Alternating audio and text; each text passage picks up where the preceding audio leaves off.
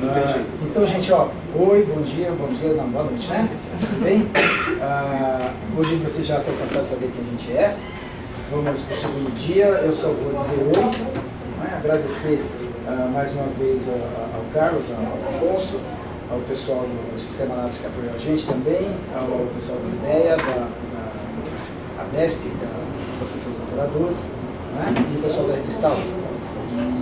Então, eu queria saber, o Carlos vai falar sobre isso, sobre a sopa, eu quero saber se a Afonso também quer dar uma Não, só dar um oi para o pessoal, agradecer a presença de vocês aqui. Estamos já na metade da semana da impressão 3D, uma série de demonstrações das máquinas aqui. No fim de semana a gente vai estar montando uma máquina, também algum de vocês vão ver aqui ver a unidade da máquina, porque a máquina aqui também você pode construir a máquina. Tá? Nós somos eu e o Carlos Machado, nós trabalhamos numa empresa chamada Rede Brasileira de Fabricação Digital. O Vitor Sardenberg, que deu a palestrante, também é membro. Tem o Maurício Matias, que é outro membro também, não sei se vai chegar por aqui daqui a pouco. Nós temos uma coincidência que nós todos somos arquitetos e todos estudamos Mackenzie. Foi uma coincidência, né? No meu caso, eu trabalho com esse tipo de tecnologia já faz uns 20 anos. Uma especialidade maior realmente são fresadoras, CNCs. E comecei a trabalhar com 3D Printer. Tive um momento há 15 anos atrás, trabalhei com 3D Printer, deixei e voltei a trabalhar com 3D Printer de 2 anos para cá, com a questão da FedEx. Então, eu represento a FedEx aqui no Brasil, uma máquina holandesa.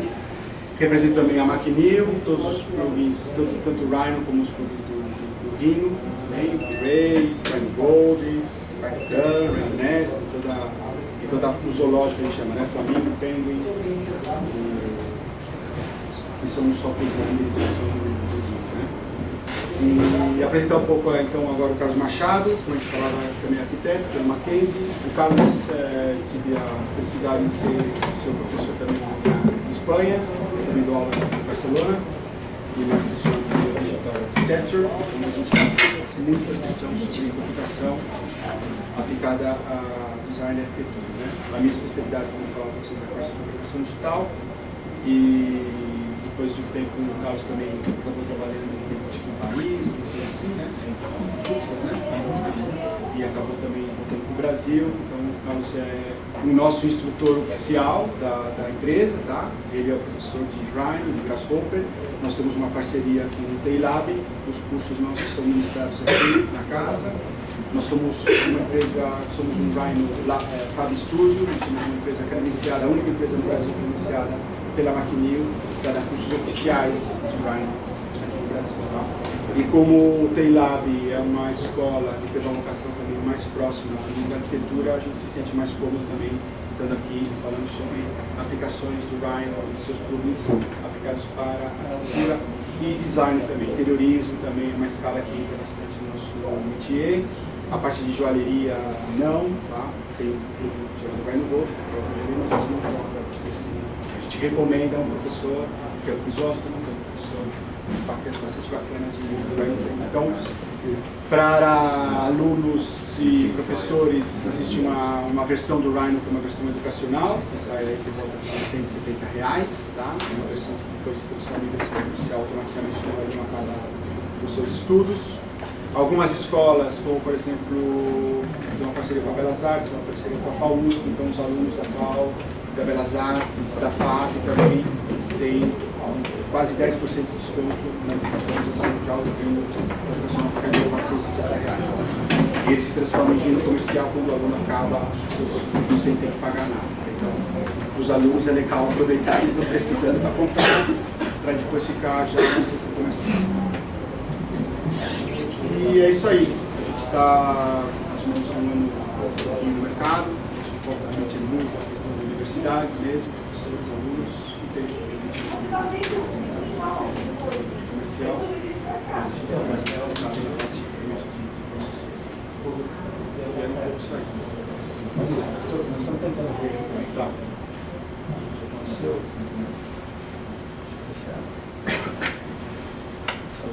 Alguma pergunta enquanto...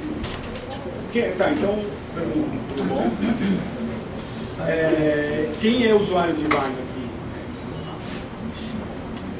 Ó, mais ou menos metade verdade, do público, né? Eu, quando fazia essa pergunta há 10 anos atrás, eu perguntava o que é Rhino, né? Agora as pessoas já sabem o que é Rhino, já tem que usar, né? E para o pessoal da arquitetura tem um plugin chamado Visual Arc, acho que está no, não sei se o João depois vai passar uma sacolinha. Né? Eu acho que o pessoal já pegou ontem, né? Tá, é verdade. Então tem lá dentro um folderzinho do plugin chamado Visual Arc, um para arquitetura, dentro do Rhino, tá? Então tem paredes, portas, janelas, escadas, corrimãos, grade, etc. Não. O Rhino é um programa de geometria genérica. Ele trabalha com curvas, superfícies sólidas, ele não tem nenhuma nomenclatura de arquitetura, nem de geometria, nem nada. Só que vai ter alguns outros plugins que vai facilitar, ou seja, são plugins optimizados para poder trabalhar de maneira mais cômoda, seja com arquitetura, seja com desenhos de calçado, que ele vai no shoes, Rhino Mold, para a pessoa que trabalha com moldes, Rhino Nest para optimização de corte, tanto para CNC como para laser. Mas a palestra é mais voltada para Rhino e um plugin chamado Grasshopper, que o Carlos vai conversar sobre isso. Agora eu só agradeço.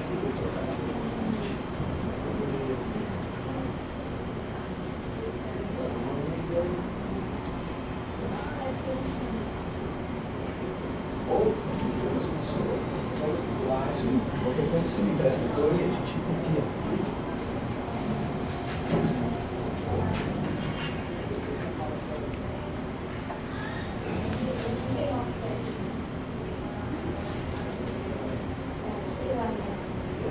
Você precisa mostrar o aplicativo também, né?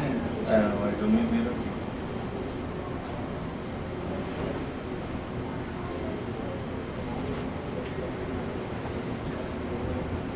Nada? Foi? Foi? Não, não.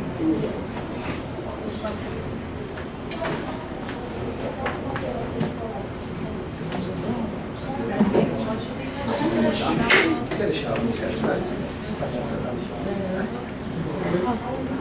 Tem essa cadeira aqui, se eu botar aqui, botar mais pra cá.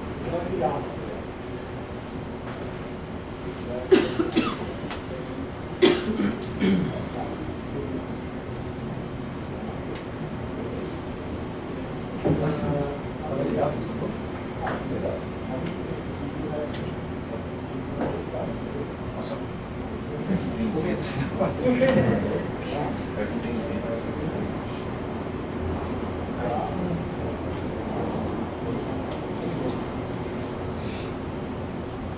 Bom, o Afonso já me apresentou, sou Carlos, fui aluno dele em Barcelona, fiquei um tempo em Paris trabalhando com Fuxas, ele trabalhava com Rhino, mas não trabalhava com Grasshopper.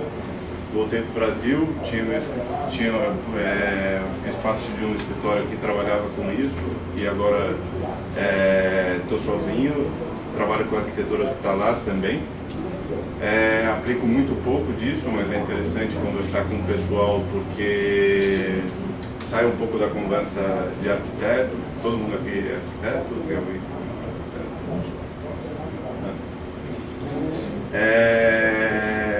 Então, como o Vitor já mostrou muita coisa ontem de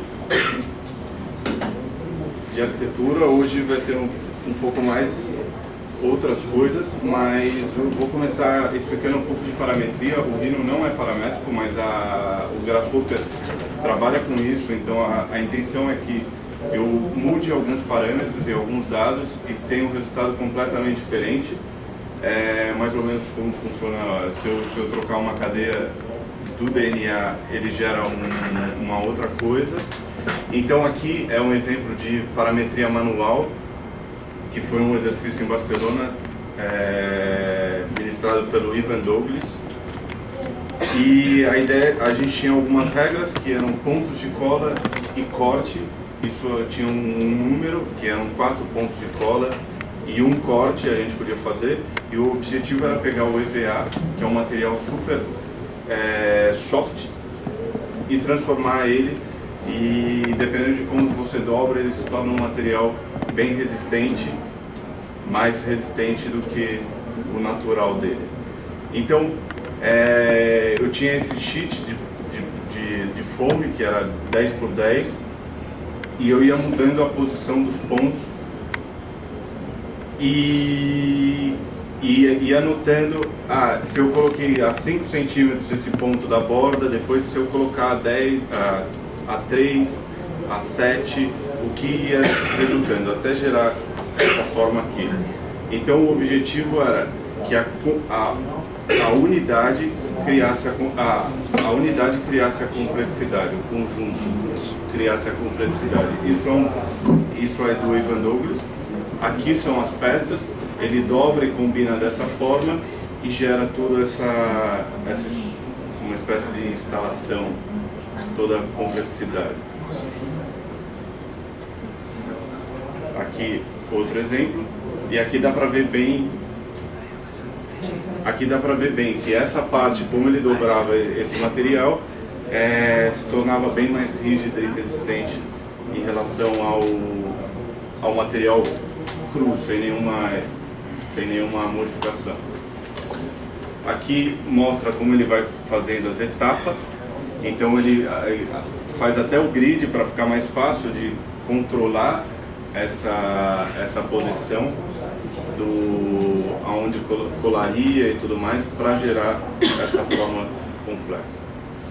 Aqui já foi desenvolvido um scripting usando VB dentro do Rhino, pelo Monk, escrito em VB, e esse projeto é do Martin, um dinamarquês, que ele se inspirou nessa casca, pode ser do tatu, pode ser da cobra, mas que dependendo do ângulo que ela fazia, ela dobra, ela se mexe, e ela tem uma limitação desse ângulo, na verdade. Então ele determina isso por esse script e gera toda essa superfície. Então, dependendo da angulação dela, ela fica limitada e não mexe.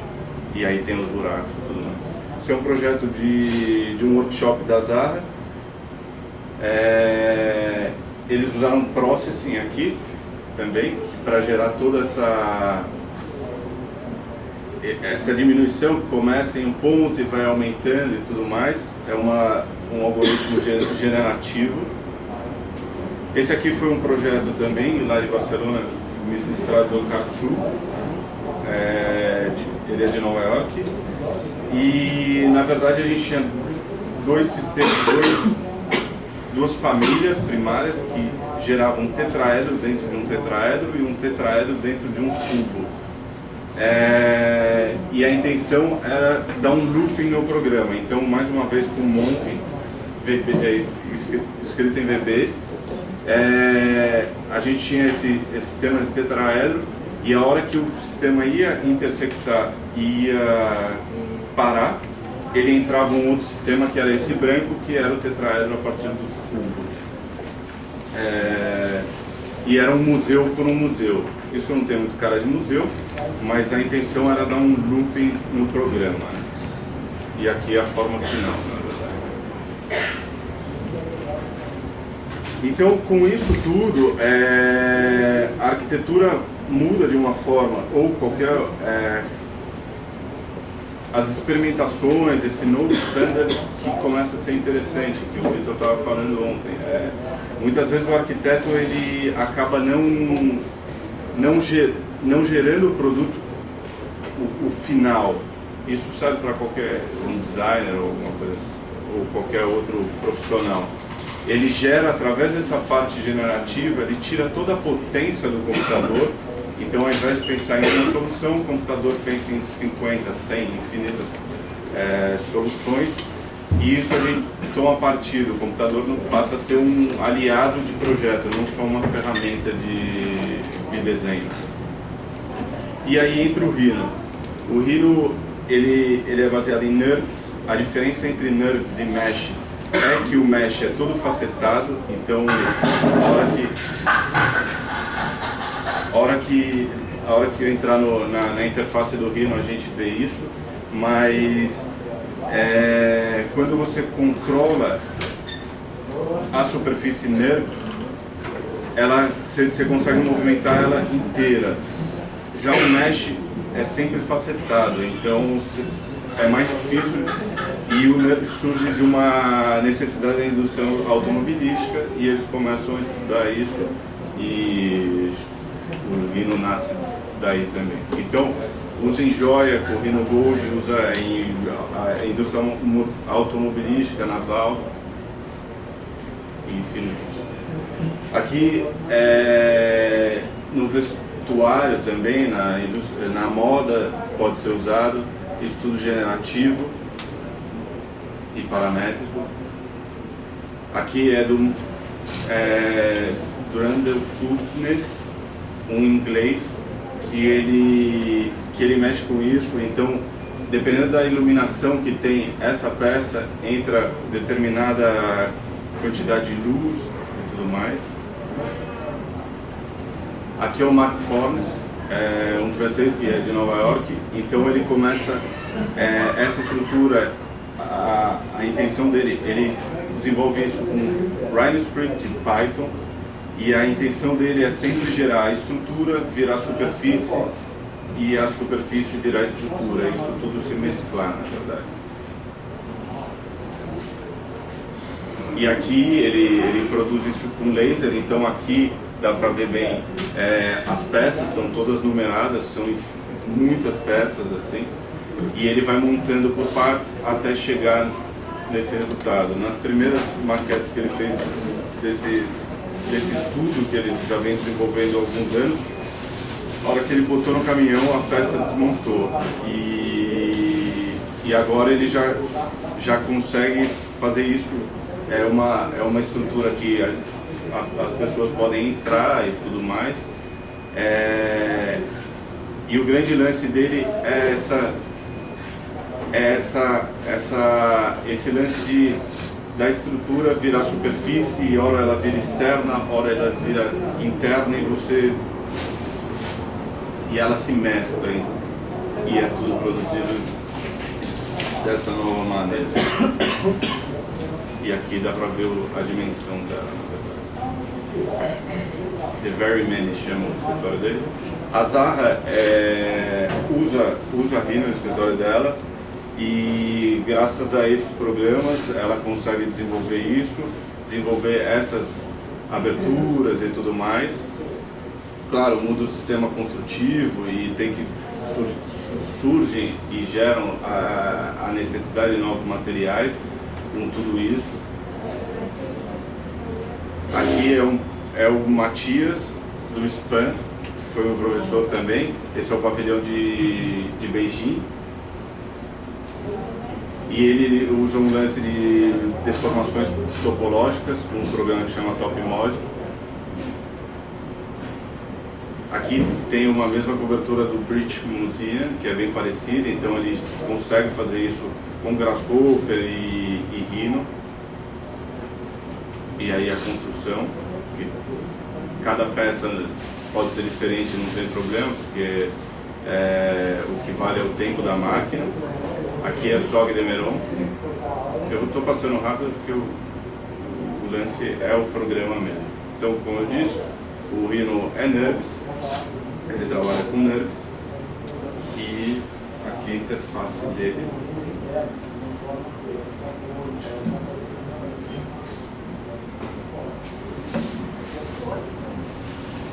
Cara, você não pode sentar aqui porque não alcança. Não alcança os fios.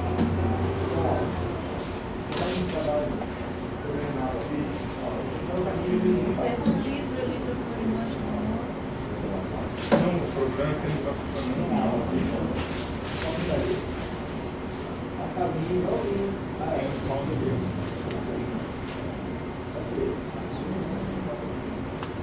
Essa é a interface do Rhino.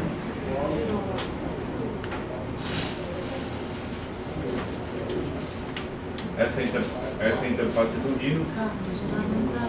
Não. Você não está com a tela expandida? Eu acho que eu estou com a tela expandida. Então você também vai estar para o lado direito. É isso.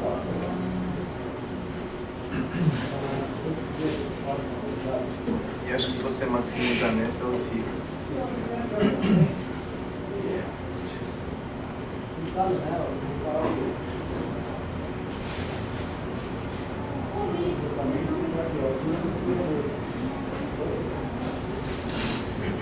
Bom, essa é a interface do Rhino. O Rhino ele tem diversas formas de visualização. Pode ser shade, pode ser render, pode ser ghost, X-ray. Então tem todas essas formas de visualização que você, com o passar do tempo, você descobre qual é a melhor solução e qual a sua preferência, a necessidade de utilização. Os plugins.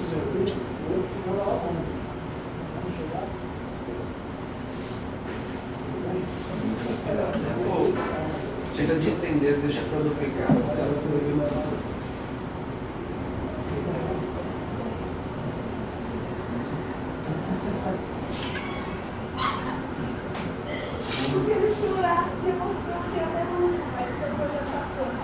Bom, o Rhino tem diversos plugins. Hoje a gente vai ver um pouco do Grasshopper. É muito interessante o Painel Tools também. Tem Painel Tools dentro do Grasshopper e dentro do Rhino. Então, quando fala dentro, na verdade, sempre que você trabalha com Grasshopper, todas as ferramentas estão no Grasshopper e você trabalha com a interface do Rhino. Mas para você precisa jogar todo o seu modelo para dentro do Rhino para ele funcionar, na verdade.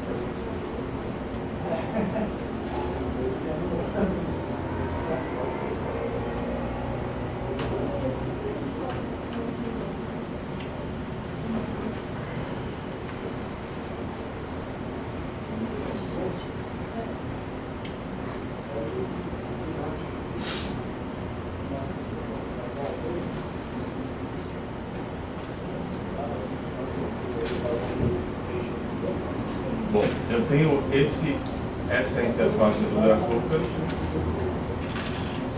e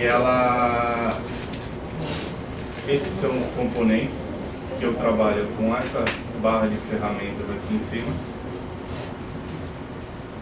Então, aqui, por exemplo, ele me pede uma geometria, ele me pede uma curva que eu posso desenhar no Rhino. Você pode tanto desenhar tudo direto no Grasshopper, como você pode desenhar parte no Rhino e parte no Grasshopper. Então aqui eu desenho uma curva, a hora que ela está vermelha assim, ela está já no Grasshopper, eu posso até dar um hide nela, se eu quiser, no Rhino, e agora ela está no Grasshopper. A hora que eu seleciono, ela fica direto no Grasshopper. Então aqui ele me pede uma superfície, então eu crio uma superfície.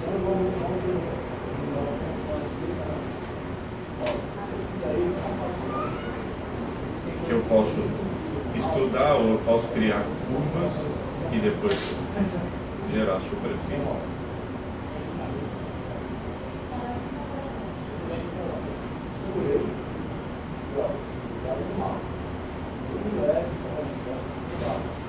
E eu jogo essa superfície no Grasshopper.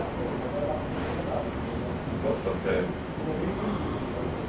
para não me atrapalhar, eu tiro essas superfícies e a partir de agora ela está no Grasshopper e eu consigo manipular essa superfície, mexendo nessa na curva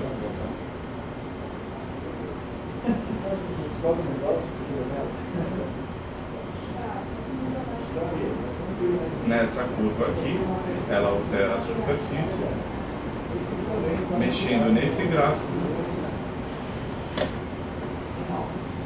e eu tenho diversos tipos de gráfico, então eu posso mudar o gráfico e mexendo. Essa linha está dentro do Grasshopper, mas está referenciada. Essa linha está dentro do Rhino, mas ela está referenciada no Grasshopper. Então, toda alteração que eu faço, ela entende. A hora que eu chego a uma solução adequada, eu simplesmente dou um bake, escolho para onde ela vai, e agora ela está no Rhino. Tenho uma. Posso fazer algumas outras alterações aqui. Quero mudar o gráfico até achar.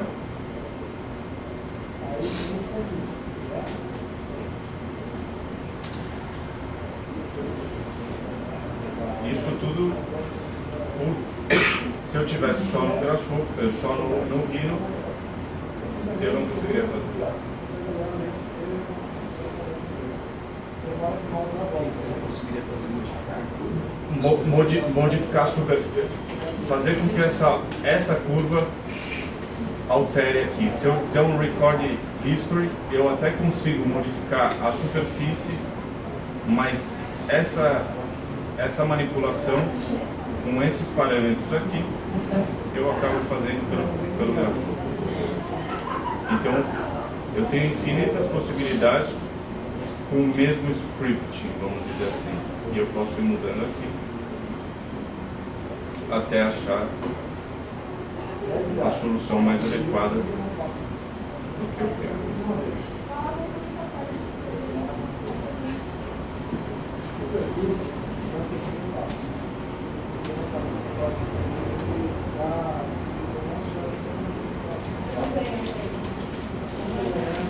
Essa primeira. Aqui mais uma vez, ele me pede uma curva. Então vou explicar um pouco do Grasshopper. Então aqui, quando ele está laranja, o que acontece é que esse parâmetro ele está vazio. Se está vermelho, ele tem um erro. Então por que está dando errado aqui? Porque ele não tem nenhum dado entrando aqui, nesse momento, porque ele está vazio. A hora que eu jogo uma curva aqui,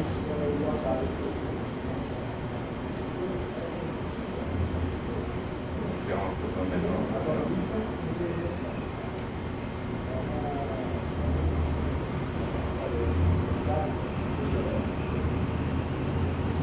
eu jogo, ele passa a ser cinza e eu começo a manipular isso aqui. E isso forma uma curva por atração. Então eu tenho um domínio aqui de um número que vai de 0 a menos 13. Se eu modificar, ele altera o tamanho, essa é a intenção. Eu randomizo isso, e isso aqui eu posso aumentar o número que eu quiser. Aqui vai até 500, mas eu posso colocar 1000, o valor que eu quiser. Eu dou um jitter, que é uma espécie de randomização também. Eu construo um ponto através desses parâmetros e desses dados que eu tenho anteriormente. Tenho essa função, eu posso criar funções no Rhino também, no Grasshopper, e eu altero o X, vem desse ponto, e o Y, eu estou com um slider aqui que eu vou alterando a medida dos meus retângulos. Então, se eu der um bake, eu posso falar, ele colocar um modelo qualquer, posso pedir para ele agrupar. E aí ele passou para o Rhino. Se eu não gostei, eu posso anotar esses parâmetros e ir gerando diversas soluções.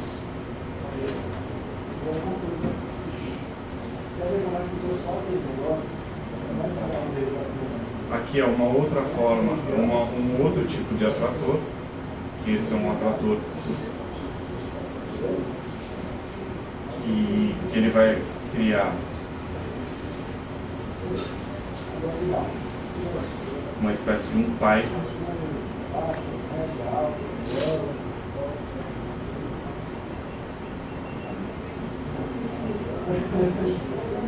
Eu tenho a curva, ele me pede mais uma vez a curva, esse é o sistema, então é uma coisa bem simples, que pode gerar um resultado bastante complexo.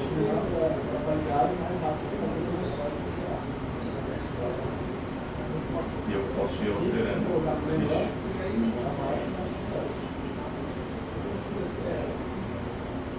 Eu posso selecionar múltiplas curvas.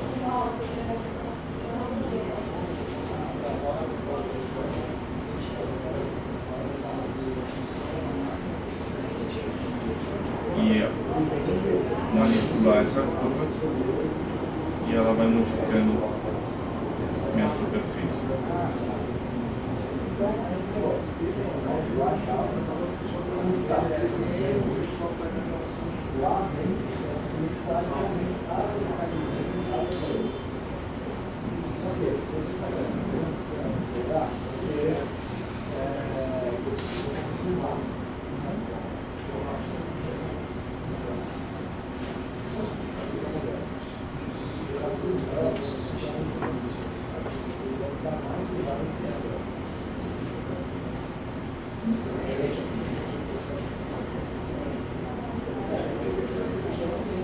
Uma outra forma, um outro tipo de atrator.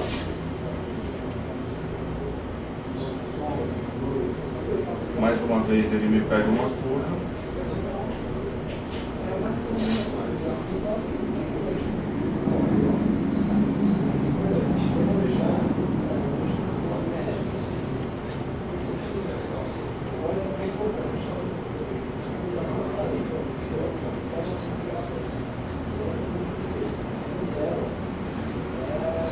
E aí ele me cria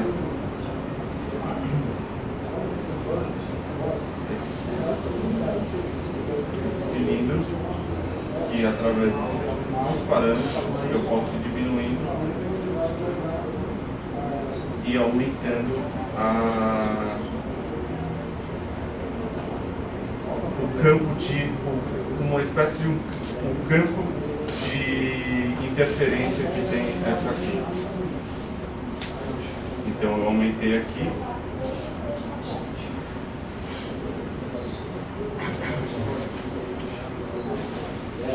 E ele vai mudando toda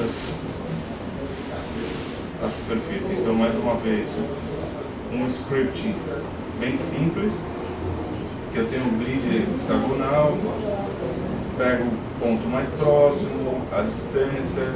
Então, todos os componentes que eu posso ter, eles estão aqui em cima, e dentro do Grasshopper eu posso ter outros plugins, na verdade, como o Kangaroo, o Evenbird, Binary Tools, Python.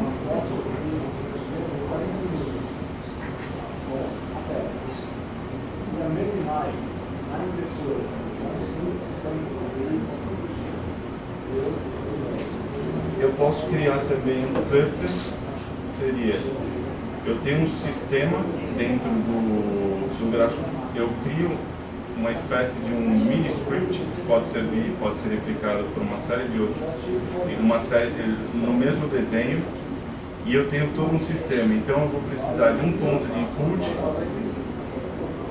e um index, um integer, que eles chamam.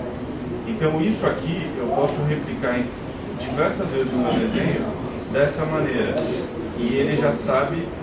É como se eu estivesse criando e customizando uma bateria dessa, uma pilha dessa. Então aqui, vou chegar mais perto, ele está criando em pontos, ele está populando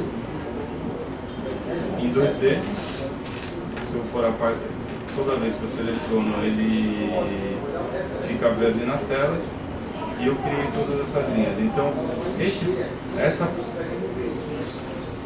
essa população de pontos aqui que eu criei, ela gera, e esse cluster com esse sistema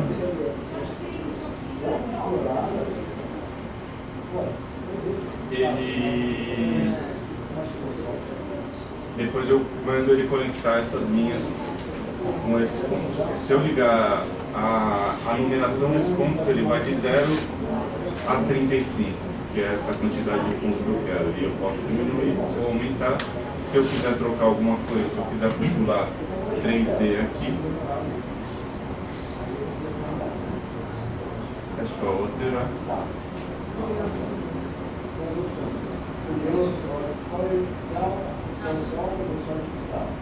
E ele passa a ser um objeto 3D. E aí eu posso manipular através dos sliders, com a parametria eu consigo ir alterando e modificando o desenho.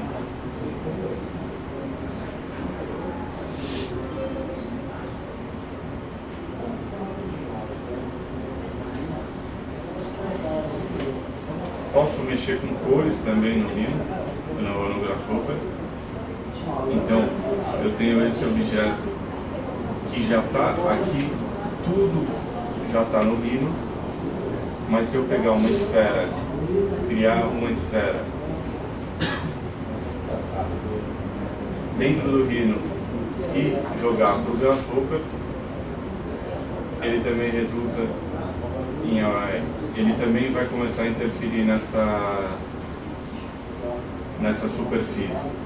Posso alterar essas cores, tem todas essas cores, e quanto mais próximo, mais escuro, e eu posso modificar de acordo com a minha necessidade.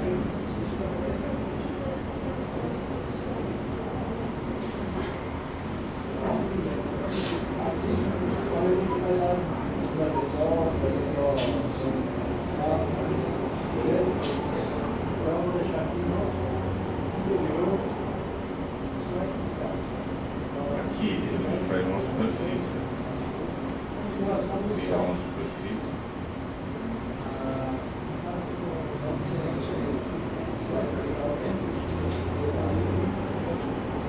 Então essa conversa entre Rhino e Grasshopper é interessante.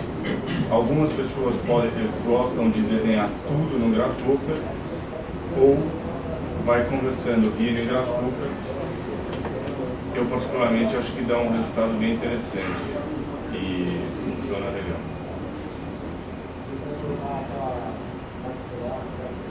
Conserto uma superfície, posso dar um hide nessa superfície, e com esse script aqui, que foi criado pelo Dan, ele gera essa superfície com hexágonos. Aqui tem VB, então eu consigo trabalhar dentro do Grasshopper com VB, C++ e Python. Então aqui está o script que ele escreveu. Eu posso editar isso aqui para modificar, e aí ele vai gerando o que eu preciso. Então eu posso pegar qualquer superfície, alterar alguns parâmetros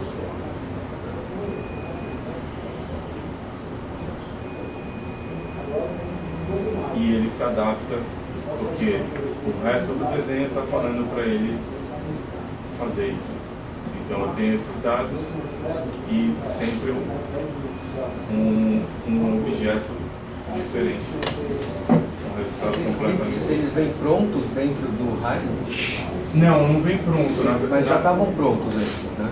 Alguns estavam, e você pode ir pegando partes de outros os componentes, porque na verdade escrever tudo sempre tem isso na internet, alguma coisa, nem que seja um pedaço, você vai e adapta para o que você quer, você complementa aquilo até chegar no resultado que você precisa. Mas escrever do zero não precisa, na verdade. Sim que eu digo quando eu me refiro a esse aqui, na verdade.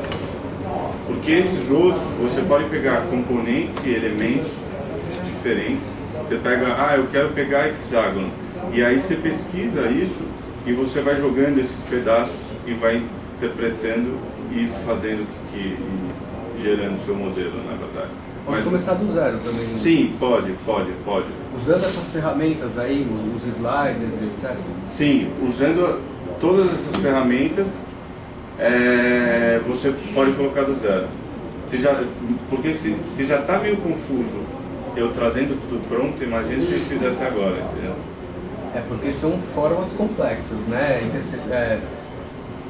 Superfícies geradas através de 3 curvas, etc. Mas se fosse começar, por exemplo, com um cilindro, dar 3, 4 parâmetros para ele, conseguiria também a partir daí. Sim. A partir você pode sempre jogar em um determinado ponto. É interessante que entre um elemento, uma superfície, um sólido, alguma coisa assim, você pode jogar de volta para o Rhino. Ou você pode desenhar no Rhino e jogar para o Grasshopper.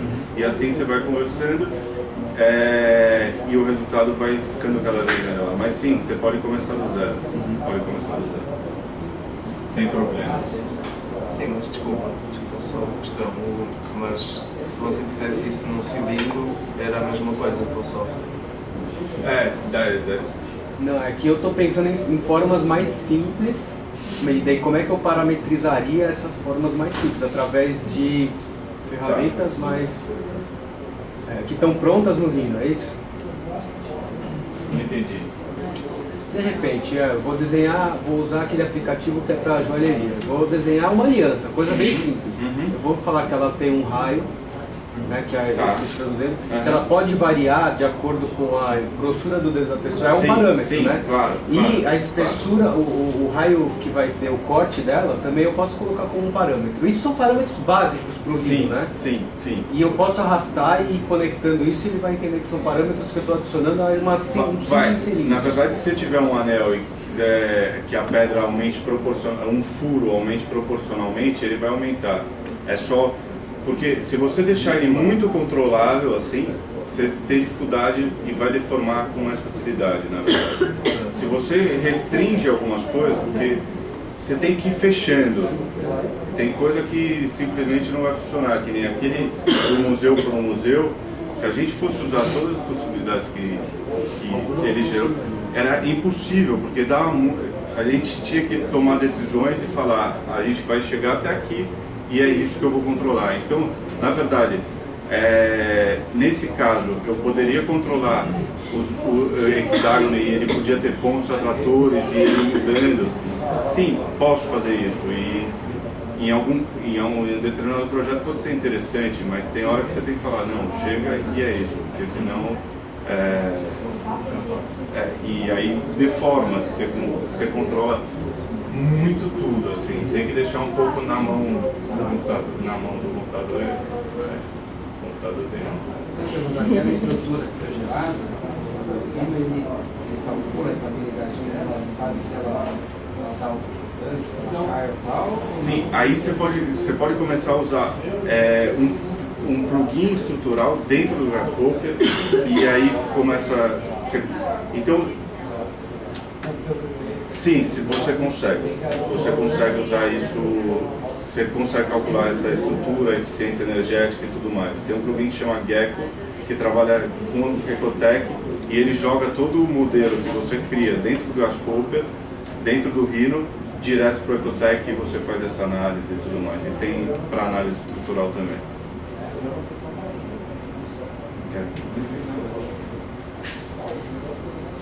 E tem o Kangaroo, que é bastante interessante para essa parte física, porque ele é bem interativo, na verdade. Vou mostrar aqui.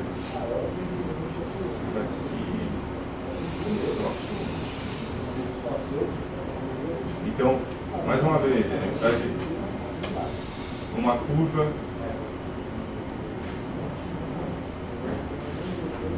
E aqui eu posso criar diversos pontos.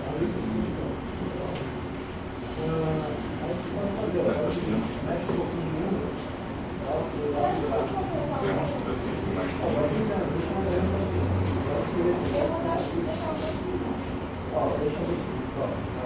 Pego diversos pontos, então eu posso pegar um ponto ou vários. Posso pegar tudo de uma vez.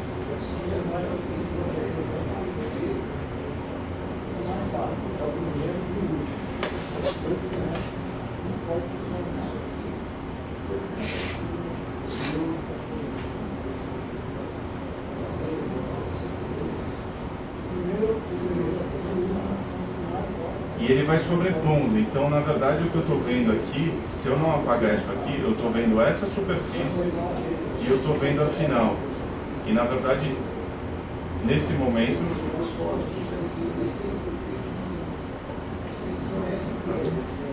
nesse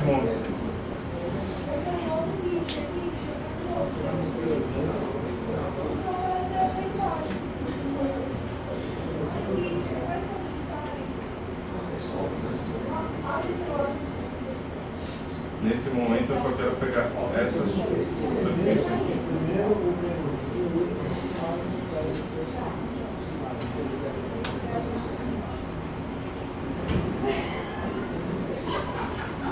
Como ele vai sobrepondo, você tem que tomar cuidado. Vamos ver o superfície como aqui.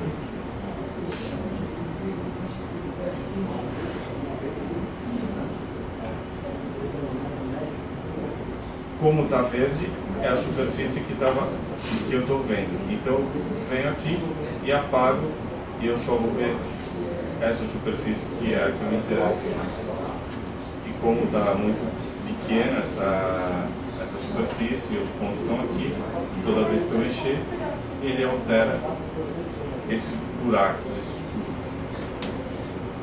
E eu posso controlar a dimensão dele, mas ele funciona como uma espécie de um atrator. Então você controla a distância e tudo mais, o raio, mas ele faz algumas coisas que o resultado é por ele que calcula e gera esse algoritmo.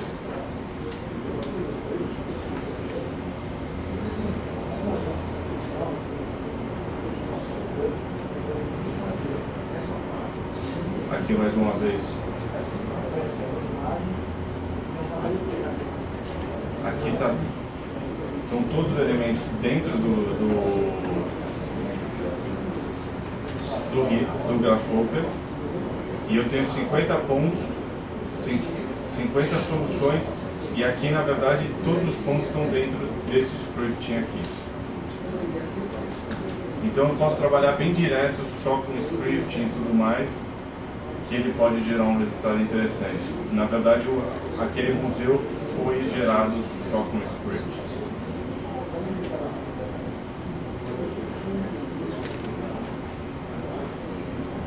Aqui é o Kangaroo, que é interessante para estudos físicos. Deixa eu chegar mais perto dele.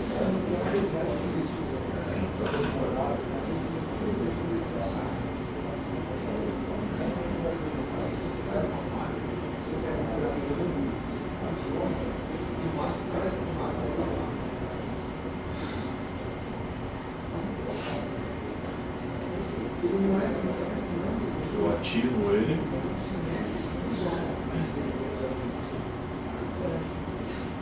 E ele começa a cair. E eu posso alterar a dimensão das bolinhas. Para voltar. E manda fala para ele.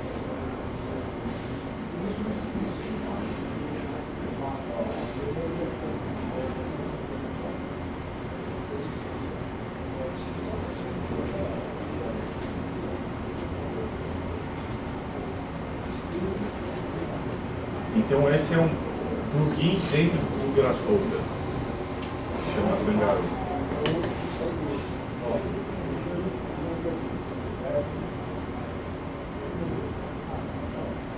Esses plugins que estão lá, você vai na vizinha, Sim, ele está aqui, ó.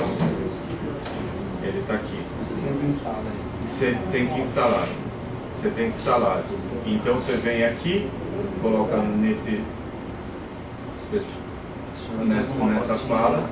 Sim, e a livraria e tudo mais. Então você baixa esse plugin, joga lá, reinicia o programa e ele começa a funcionar.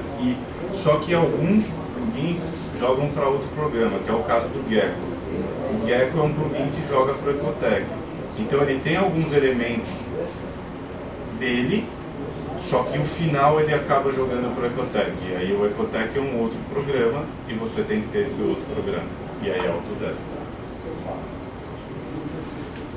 Então aqui eu acho. Ele roda no educacional, que é quando o Autodesk lá dá para baixar gratuito, você Sim, conversaria normal. E aqui eu consigo fazer esse tipo de simulação. Claro, aqui com o Kangaroo eu consigo jogar alguma coisa e ela se deforma, e a hora que ela está deformando eu dou um print, por exemplo, da superfície e ela sai. Você pode fazer granular, com uma bolinha e soltar como se fosse um tecido. Exatamente, sim. Ô Carlos, dá para fazer uma coisa murchar? Tipo uma esfera murchar? Sim, assim como eu inflo, ela consegue murchar, sim, eu consigo. Com o Kangaroo. E depois é para formar um vídeo, para apresentar? Não. Na verdade, eu acredito que sim, mas eu não sei te responder. Não dá. Tá? Não dá. Mas não é propriamente a melhor ferramenta para você fazer animação. Isso você tem outros softwares. Mas dá para fazer porque tem um play. O modelo é a apresentação. Anima os slides. Anima o slider e. Anima os slides. Tá. E aí sai bem em peso e depois você tem que juntar tudo.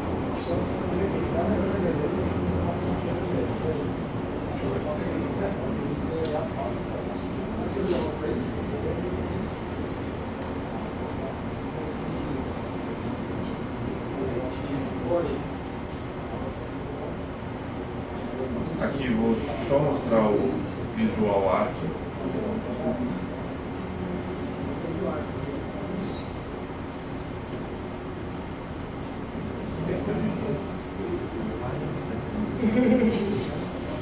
Vou fazer contato com essa tela.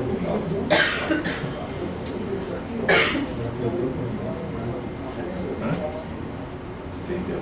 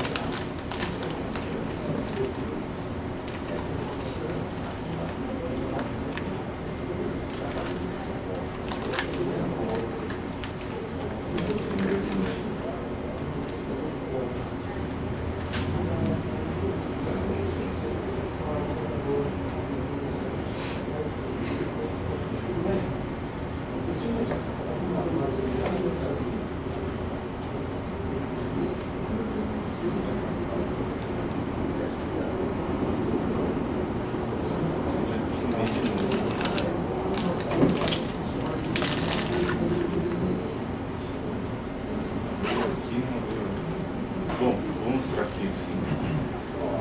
Ele para lá, ele apresenta mais. Puxa para mim aqui. Aí, quando ele apresenta, ele apresenta em cima da tela. Mas é nessa quando ele apresentar, nessa aí embaixo direito.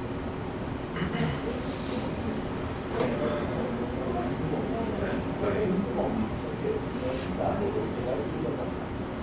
Porque aqui ele está ligado a uma apresentação. Bom, aqui é o Visual Arc. O Visual Arc gera toda a documentação de arquitetura, para a gente é bem interessante. eu posso criar um muro paramétrico que eu mudo os dados, eu posso ter uma base de dados de todos os muros, portas, janelas, colunas, pilares, guarda-corpo, escada. Posso ter tudo isso e ir jogando no Rhino, e aí depois de desenhado eu gero e puxo todas as plantas, cortes e elevações. Então, se tiver referenciado, se eu não quebrar essa referência, toda vez que eu alterar o 3D, ele já altera automaticamente essa documentação que eu fiz. Ele pode ter corte dinâmico também, que eu dou um slice na casa e vou movendo só a linha de corte e ele já vai mostrando o Grasshopper. O RhinoCut, que não é um plugin, é um outro programa, né? Na verdade é um Visual Me dentro do Rhino. Que conversa muito bem com o Rhino, né? Claro. E um pouco só da fabricação digital, deixando a ponta para o Afonso amanhã. Hoje eles já estão fazendo em cerâmica, concreto. Esse é um cara da Holanda que ele está testando e a qualidade é excelente. Isso foi na Bienal há 2 anos atrás em Veneza, que o pessoal está fazendo. Esse é um projeto da Zara. E graças a esse software. E é isso aí.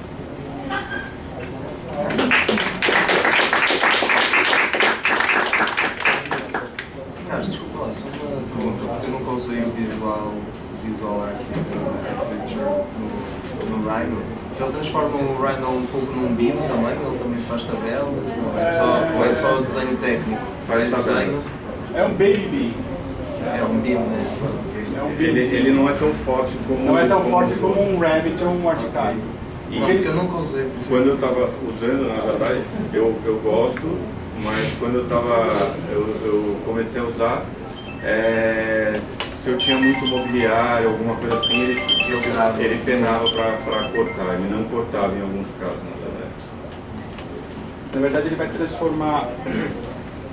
Nós temos o Visual Arc, nós temos geometria nativa do Rhino e geometria nativa do Visual Arc. Elas vão conversar. Acontece o seguinte, em versões, talvez a versão que o Carlos estava trabalhando ainda no Visual Arc, ele só reconhecia num corte os objetos que sejam nativos do Visual Arc. Então o que acontece? Se você tem uma parede mais complexa, que não dá para transformar, o Visual Arc são paredes, digamos, mais euclidianas mesmo. Se você faz uma parede agora mais complexa, uma laje mais complexa, e você depois declara e fala assim, olha, Visual Arc, eu modelei isso aqui lá no Rhino e quero que você reconheça isso com uma parede. Ele vai reconhecer agora, então no corte ela vai aparecer. Foi isso que mudou agora, né, das extrusion geometries que surgem no 5, que não existiam no 4, tem a ver com isso. Exatamente. Então o que acontece com o Visual Arc é que é um programa que deu uma evoluída legal aí nos últimos 1 ano e meio, 2 anos, mas é um plugin que está em evolução ainda, entendeu? Por isso que tem um compromisso comercial da Visual Arc, que é as pessoas que adquiriram o Visual Arc agora, ou sei lá, daqui até 1 ano, não sei, eles vão botar um timing aí, você vai poder fazer todas as atualizações do Visual Arc para sempre, entendeu? Sem ter que ter nenhum valor, ou seja, é o incremento que eles estão dando assim para o pessoal que aposta na plataforma de poder fazer isso para sempre. Para estudantes, acho que é R$260 reais. E é uma licença para sempre. Com as autorizações até você morrer. Porque tem uma diferença. mais que o mesmo. Tem uma coisa curiosa. O Rhino comercial é um Rhino que você pode comprar hoje e amanhã você pode vender para alguém. O Rhino comercial. O Rhino educacional, não. Você não pode vender para ninguém, entendeu? Então, por exemplo, o Rhino comercial, você pode deixar de herança para alguém, para o seu filho, por exemplo. O Rhino educacional, não. Ele não pode ser passado para nenhuma outra pessoa, entendeu? Ele é Vai ser seu para sempre. Quando você fala educacional, a cópia professor ou Isso. estudante é o mesmo? É a mesma. Todas as licenças do Rhino são as mesmas para todo mundo. Ou seja, tem softwares que às vezes, uma versão educacional, que a Autodesk tem aquela, quando imprime, né, aquela aparece um negócio Autodesk e tal. O Rhino, no caso do Rhino, não. A versão sempre é a mesma, né? Então, realmente, assim, para arquitetura, o que o Visual Arc vai fazer é o que o Carlos falava. Você vai modelar em 3D livremente, toda a parte de documentação, que é um trabalho meio braçal, ele vai gerar de maneira automática e de maneira associativa, ou seja, essa planta está vinculada a esse 3D. Se eu mexo no 3D, eu atualizo a planta e ela vai se distribuir de novo, entendeu? Uma coisa com construção, fachada, etc. E ele vai gerar isso assim, áreas internas, você só aperta assim, põe área igual a tanto, e depois faz uma tabelinha do lado, faz uma somatória da área. Não vai ser tão potente como um Revit. Mas está nessa direção, né? Está nessa direção. E por outro lado tem o Rhino Beam, que é um beam mesmo do Rhino, que ainda a gente fala que está ainda na época da fralda ainda, entendeu? Ele está muito verde ainda, tá? Mas está sendo trabalhado legal isso aí. Então, mas o Visual Arc, por exemplo, ele já está... E agora o futuro vai transformar o Visual Arc, vai se casar com o Rhino Beam. E aí vai ser realmente um programa de BIM mais completo. Configura e coloca a chuva, normal. Isso é legal. Tipo, tá, ele trabalha com estilos. Então tá, eu tenho um estilo de parede, uma parede de 30 centímetros de espessura, e eu gosto que essa parede, na planta, eu vou imprimir depois escalão para 50, ela apareça com determinado achura, uma achura sólida, uma achura de linhas. Então, aí você amanhã fala, puta, eu não gostei da achura com linhas. Você vai no estilo, muda e tudo vai se atualizar. Então ele tem uma questão dos estilos que é importante no programa. E tem uma coisa bacana para completar só do Visual Arc, que é ele salva como IFC. Então você vai poder dialogar depois e mandar isso para o Revit. Então tem muita gente que está fazendo isso. Vai no Visual Arc até o ponto que ele dá, quando precisa já começar a dialogar com outros industriais, você joga como IFC, então isso é bacana. E aí depois também tem toda a parte de renderização, também tem a autônoma do Rhino, ou também tem plugins de renderização, se o pessoal... Aqui tem alguns plugins, mas eu coloquei alguns só. Para cada área tem um plugin, já tem alguma coisa, não sei que estágio que está, mas... tem alguns mais desenvolvidos, né? E outros mais recentes, como o caso do Visual Arc. Porque o que a Maquinil fez foi permitir com que outras pessoas acabem desenvolvendo plugins, né? Isso tem um código aberto, então isso popularizou muito o Rhino nesse sentido. E também o Visual Arc agora está incorporado também no Grasshopper, o qual também já tem uma escada. Então esses parâmetros dessa escada já estão controlados pelo Grasshopper, misturando mais tudo isso. É isso.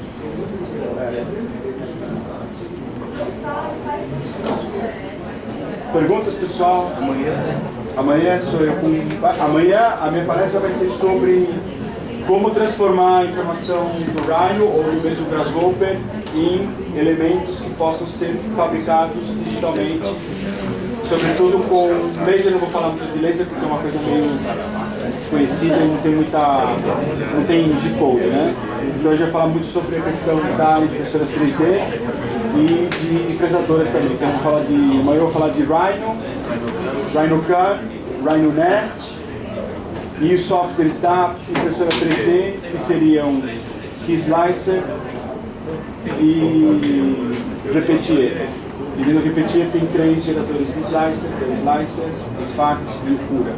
Então tem 4 softwares disponíveis para trabalhar com impressoras 3D que são open source. Só que a gente procura, quando a gente vai baixar os softwares, a gente baixa diretamente do fabricante dessa máquina, porque ele já tem todo setado. Você não precisa ficar preenchendo um montão de números lá.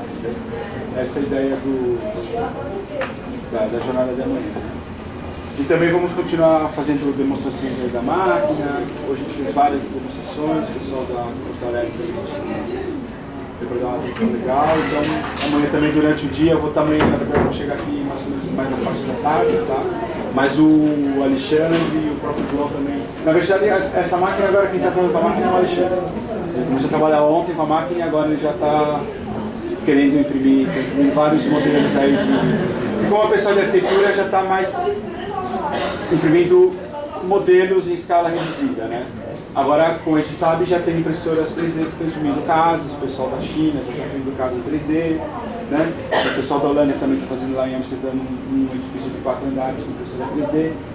Tem o pessoal que está querendo fazer uma base na Lua com impressoras 3D, que vai ser construída através do pó que se encontra na Lua. Então você vai só ter que levar praticamente um material que vai aglutinar o pó da Lua, né, que é um catalisador do pó, para poder endurecer aquilo.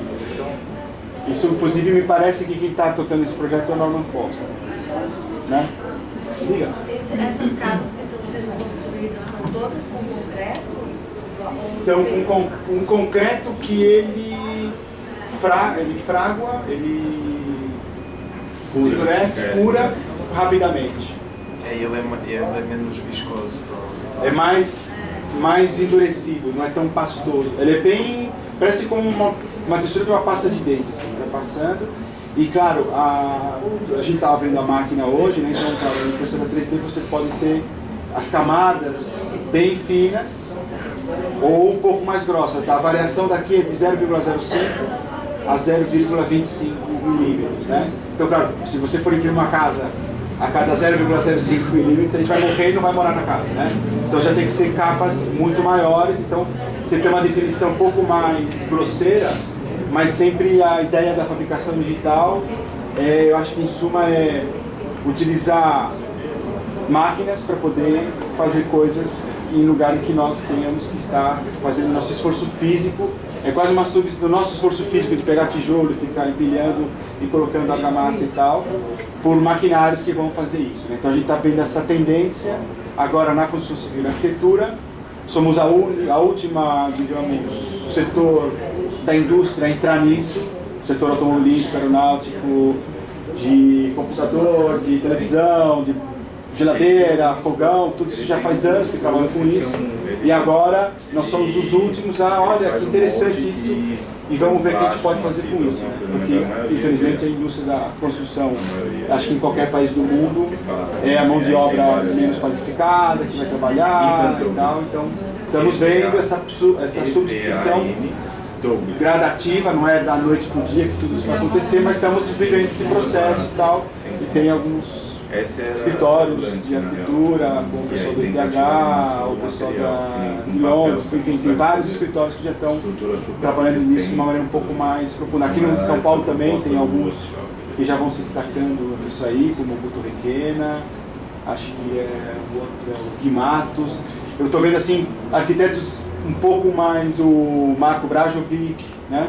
Que também é um ex-aluno também lá da ESAC, que é não sei se já ouviu falar no Marco Brajovic. É designer ele, né? É arquiteto, mas faz mais... Ele é arquiteto, mas ele faz mais a parte de cenografia, instalações, que é uma escala mais fácil de aplicar do que um edifício. Não tem a tecnologia aqui dos materiais, que é uma coisa muito... Exatamente. Ó, estandes de feiras, uma escala super legal. Pavilhões, outra escala legal. Exposições para museus também é uma escala legal, né? Ele tem feito um negócio que fez a instalação do Stanley Kubrick, do David Bowie também. E parece que a David Bowie ele tinha batido o recorde do Stanley Kubrick, nunca tinha tido tanta visita. Aí veio o David Bowie e bateu o recorde do Kubrick. Ou seja, nunca o Museu da Imagem do Som teve tanta gente lá dentro como nas últimas exposições. Eu não pude ver, eu vi algumas fotos. Eu vi uma coisa do Brasil. Porque um dos lances legais que o Marco trabalha é com a parte de sensores, entendeu? Isso que é uma coisa muito interessante também, né? Arduino, exatamente. Então, você já começa a ter uma arquitetura mais performática, no sentido de que se está muito calor lá fora, nós vamos filtrar mais o calor do sol para entrar aqui dentro. Então, são fachadas responsivas, né, que elas vão respondendo em função do que está acontecendo ao redor, né? Isso também é uma tendência bem interessante na arquitetura. Então a arquitetura sempre foi aquele edifício estático e tal, e agora ele começa a ser como um ser vivo que se manifesta, respira mais ou menos em função, né? Então a gente está vendo isso como uma certa tendência. É, Fosse, tem inclusive um plugin que corre dentro do Grasshopper, que é o Firefly, Sim. que é precisamente para fazer a interface entre as placas de Arduino, desses sensores que você está a falar, depois com a forma gerada na própria arquitetura. Que é interessante também, como o software se vai circulando. O problema, não sei se é um problema ou uma vantagem, né? Mas a gente estava fazendo uma contabilidade mais ou menos de plugins do Grasshopper, tem mais de 90 plugins já, né? Então a coisa se expande de tal maneira que é muito difícil uma pessoa poder controlar tudo isso, entendeu? Por isso que ambientes assim mais colaborativos, né? Tipo, tem uma pessoa que é, né, especializada mais em uma coisa, outra mais em outra coisa. Então quando junta tudo isso, acaba dando uns projetos bem interessantes mesmo, né? Porque claro, o dia tem 24 horas e a gente tem um cérebro, então às vezes fica difícil realmente você... eu até não recomendo tentar fazer tudo isso, porque não dá, entendeu? Então é começar devagarinho, vai indo, né? Começar a mexer um pouco no Grasshopper, começar a mexer primeiro no Rhino. Eu acho que o Rhino tem um momento que ele já fica meio limitado, na questão de se você quiser mexer e procurar outras soluções, não é um problema adequado, aí você vai para o Grasshopper, aí você começa a ir. Então, um pouco esse é o caminho assim, natural que eu costumo recomendar para o pessoal, para ninguém, digamos, se sentir frustrado em tudo isso. Porque cada um desses programas vão ter uma exigência e tal. Certo? Mas perguntas? O Rhino gera o arquivo que vai para a impressora 3D ou você tem que exportar o arquivo para uma dessas interfaces aí? O lance é o seguinte, cara, é tipo assim, eu estou com o celular aqui, que é o meu arquivo, é a minha geometria CAD, que pode ser Rhino, AutoCAD, Revit, qualquer uma, tá? Hoje o pessoal está mexendo com Vectorworks, que eles gostam de trabalhar com Vectorworks. Geraram uns STLs no Vectorworks e mandaram para a máquina, tá? Mas a ideia é um pouco assim, tá? Eu tenho aqui o meu arquivo CAD, e eu quero que, e ele lá na ponta é a impressora 3D que vai se mexer. Só que eu vou ter que passar primeiro para ele, e ele vai fazer um negócio no programa. E tem que ele fazer esse programa, eu vou passar para ele, que vai fazer uma outra coisa, até chegar no envio da máquina. Ou seja, não existe um envio direto para impressoras 3D a partir do programa do CAD. Está sendo desenvolvido o Luiz Fraguada, que é um colega nosso, que é do lá, ele está desenvolvendo um plugin para o Rhino para imprimir diretamente na impressora 3D. Vai ser muito bacana, é um plugin. Entendeu? Então, está nessa via, mas até o momento não tem. Entendeu? Mas é uma coisa meio... Parece meio complicado, puta, eu estou aqui, tem que passar ali e tal. Mas é meio rápido, hoje a gente viu, né? Não é tão assim complexo, entendeu? Porque tem a impressão 3D também precisa de G-Code. E o Rhino não gera G-Code.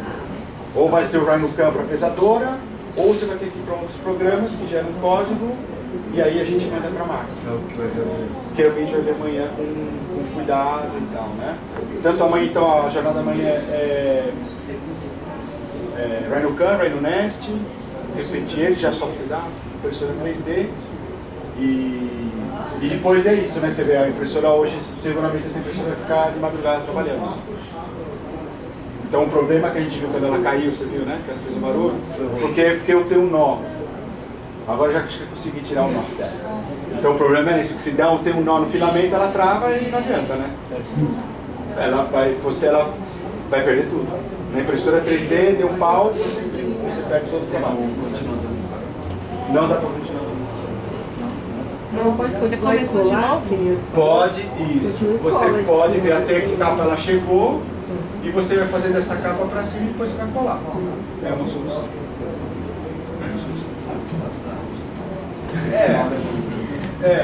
Isso está evoluindo muito, né? E agora a próxima evolução legal das impressoras 3D de filamento, que é isso aqui, que a gente chama de fusquinha, né? Tem as impressoras aqui, as impressoras baratas, é a questão dos materiais, do qual você vai incluir materiais flexíveis, materiais de suporte solúvel à água, materiais que tem um aspecto já de papel craft, para sair um pouco desse aspecto muito plástico, né, que tem, os arquitetos não gostam muito dessa textura do plasticão que aparece. Então, eles estão assim, um material que ele tem partículas de madeira dentro e fica com um aspecto super bonito. De craft, madeira balsa. Isso, entre madeira balsa e papel craft. Assim, meio bege, ou assim. Funcionou para a maquete em vez de parecer uma maquete de madeira balsa. Exato. E muita gente também, acho que foi você que estava discutindo ontem, né, sobre a questão do tempo, né, do tempo do maquetista para fazer uma maquete e o tempo que a máquina demora para fazer uma impressão 3D, né. Então, claro, o trabalho nosso, se a gente vai querer trabalhar com impressora 3D, é pegar o arquivo, tratar bem ele, né, ver se já tem fechadinho e tal, virar as capas e mandar. A partir do momento que mandou e a máquina começou a se mexer e tal, você já pode ir fazer outra coisa. No caso do maquetista não, ele vai ter que ficar lá, né, direto trabalhando. Né? Mas se mandar para sim, tem que ser.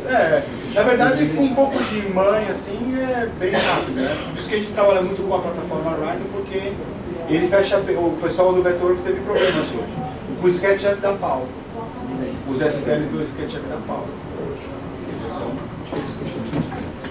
Talvez porque o SketchUp não seja para isso, mas deveria, ou seja, eu até estava interessado em analisar por que o SketchUp dá pau com o STL.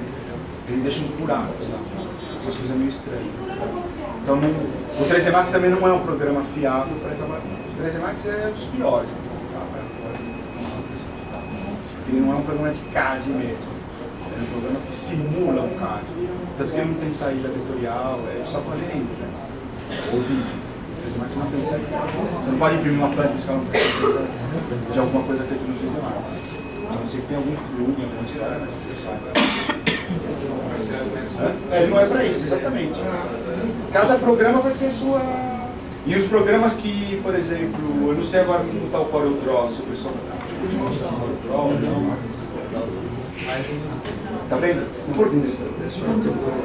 O CorelDRAW, às vezes o CorelDRAW, acho que pegado, o CorelDRAW foi, porque há 10, 15 anos atrás era um programa bem, né? Era da Macromedia, né? Eu acho. Isso, designers de interiores usavam o CorelDRAW. Prova pelo Vector. Tá. E eu vejo assim, os programas que têm essa intenção de resolver tantas coisas, como o CorelDRAW tentava fazer, acabam. Porque ele já viram falar na síndrome do pato? Né? Ele nada, anda, corre, voa e tal, só que ele não faz nada bem. Ele não nada bem, não corre bem, é um pato. Então esses programas viram que nem pato. Ele faz um monte de coisa, mas ele não se especializa em nada. Não, não está virando pato por quê? Porque o Rhino mesmo, o core do Rhino, ele é geometria. O trabalho de geometria do Rhino tem é fantástico.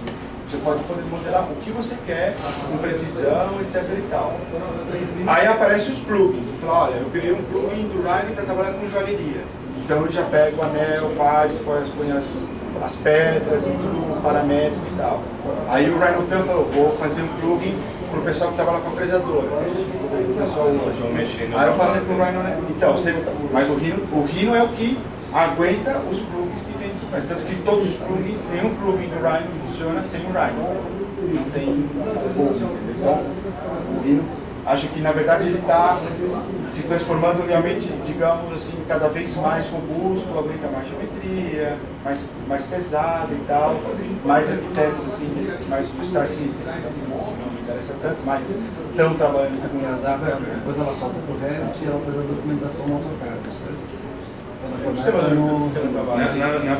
Na verdade eu sei falar do Fuchs. O Fuchs usava Max, usava CAD e usava... Max era só para render, mas usava AutoCAD e usava muito Rhino. E eu ouvia falar que trabalhavam na Zaha com Rhino, mas com certeza trabalham com outra coisa. Revit, acho que eu já ouvi falar, ela usa até software próprio. Não, ela usa depois para fazer a modelagem, fazer a documentação. Porque chega uma hora que você, mesmo aqui, o Vector faz, na hora que você faz a parte de arquitetura, que é projeção.